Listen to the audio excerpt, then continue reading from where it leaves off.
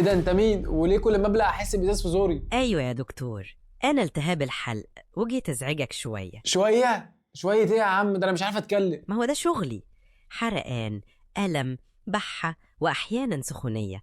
طب وانت جاي ليه اصلا؟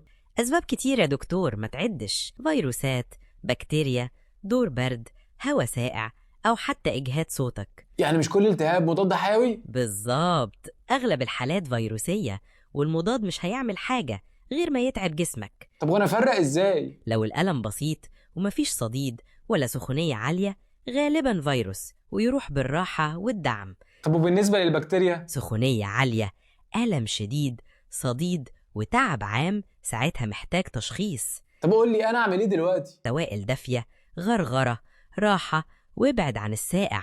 وممكن تاخد أدوية مضادة للاحتقان، وادي لجسمك فرصة يهدى. يعني كلامك كده ما استحملش وخلاص؟ ولا تهمل، الاستمرار من غير راحة يطول الوجع ويحوله مزمن. وزي ما سمعتوا، التهاب الحلق مش حاجه بسيطه، ومش حاجه على طول تروح تاخد لها مضاد حيوي. لا، الفهم الصح هو بدايه العلاج. لو وجع بتاعي مكمل أو بيزيد، ما تسيبوش نفسكم، لازم تتشخصوا صح وتخلوا صوتكم وصحتكم في أمان. وأكيد تعملوا فولو للدكتور، مش محتاجة أوصيكم يعني. اسمعوا كلامه بقى، واكتبوا لنا تحت في الكومنتات تحبوا نتكلم عن ايه الفتره الجايه.